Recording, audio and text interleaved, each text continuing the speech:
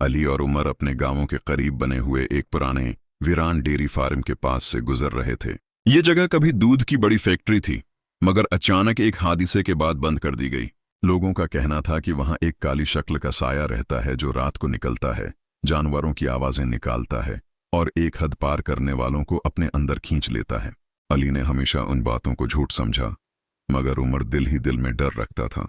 उस रात हुआ तेज थी, बादलों ने आसमान ढांप रखा था और डेयरी फार्म का दरवाजा आधा टूटा था।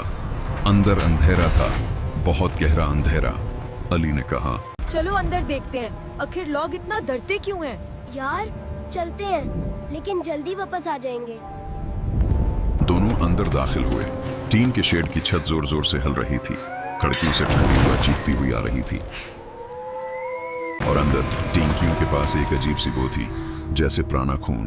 अचानक पीछे की तरफ से गाय के रोने की आवाज आई, मगर ये आवाज आम नहीं थी, गहरी, मोटी और इंसान जैसी। उमर के कदम रख गए। अली, ये आवाज जानवर की नहीं है। अली, ये आवाज जानवर की नहीं है जा। जैसे ही वो एक बड़ी टीन की टिंकी के करीब पहुंचा, अंदर से कुछ हिलने लगा और फिर एक सियाह धंध जैसा साया दीवार से अलग हुआ।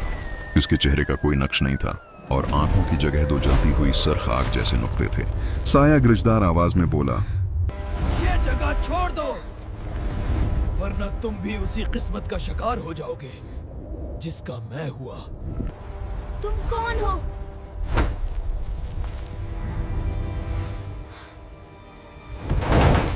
साया गुस्से से लहरा उठा। मैं एक मामूली मजदूर था, इस डेयरी में काम करता था। मेरी रूह भी यहीं कैद रह गई।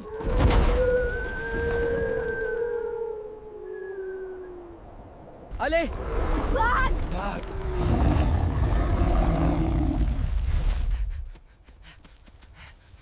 अली, भाग! भाग!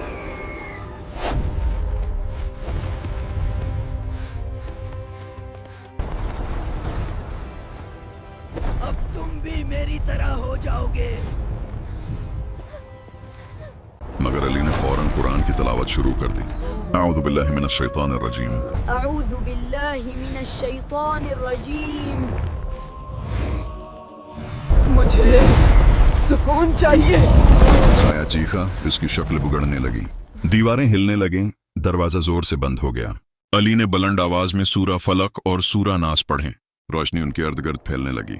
वो छत तक उठा, फिर धवां बनकर गायब हो गया। ठीक उसी वक्त डेयरी फार्म की बो, आवाजें, हलचल सब खत्म हो गई, जैसे बरसों बाद जगह ने सुकून का सांस लिया हो। अगर तुम ना होते तो आज हम भी इसी साये में शामिल हो जाते।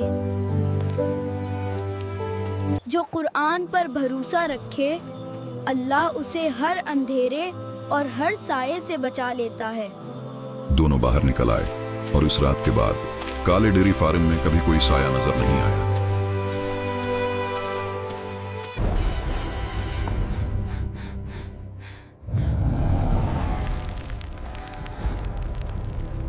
सब्सक्राइब करें उर्दू दास्तन टीवी को।